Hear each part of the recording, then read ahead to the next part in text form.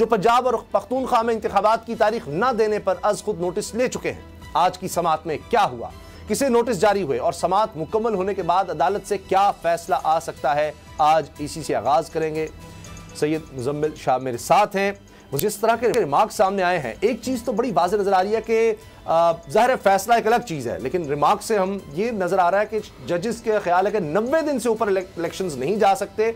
अब तारीख किसने देनी है, इसको देखा जाएगा। बिल्कुल बड़ा इंपॉर्टेंट केस है उसामा, जिस तरह से आपने कहा, और सबसे इंपॉर्टेंट चीज़ यहाँ पर आकर अदलिया का ये रोल प्ले करना होता है कि कॉन्स्टिट्यूशन की तशरीह कर सकें। बहुत से मामलात ऐसे होते हैं जिसमें एम्बिग्विटी होती है कॉन्स्टिट्यूशन में, जैसे कि इख्तियारात की जहाँ तक बात है कि इंतखाबात की तारीख रसल देनी किसने है, इलेक्शन कमीशन ने जिस तरह से मौक़िफ़ इख्तियार किया कि गवर्नर साहब की तरफ से अफर्मेटिव मिलेगा, फिर हम इस पर आगे बढ़ेंगे।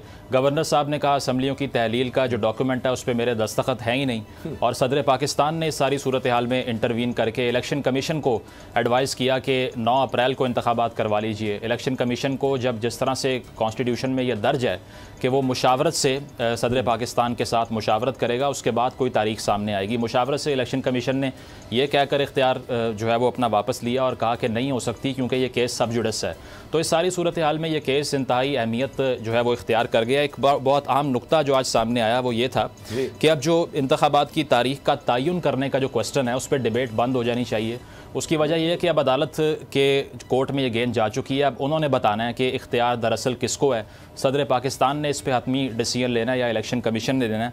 और एक और अहम जो मैं समझता हूँ जो रिमार्क्स आज सामने आए हैं वो बैरिस्टर मंसूर अली शाह साहब की तरफ से आए हैं। उन्होंने इसमें यह कहा है कि असम्बलियों की तहलील का जो फैसला है उस पर भी गौर किया जाना है, क्योंकि असम्बलियों की तहलील जो है उसी से सारा माजरा ऑरिजिनेट करता है। तो उन्होंने ये कहा कि देखना यह है कि 5 साल का मैंडेट मुकम्मल होने से पहले आया किसी सियासी शख्सियत की एडवाइस के ऊपर भी असम्बलीज डिज़ोल्व हो सकती हैं या नहीं हो सकती। तो बहुत बड़ा सवाल है मैं समझता हूँ, क्योंकि इससे ये मामला सेटल होगा कि ये जो इनिशिएटिव है असम्बलीज़ को डिज़ोल्व करने का, इसके ऊपर भी एक डिबेट हो सकती है।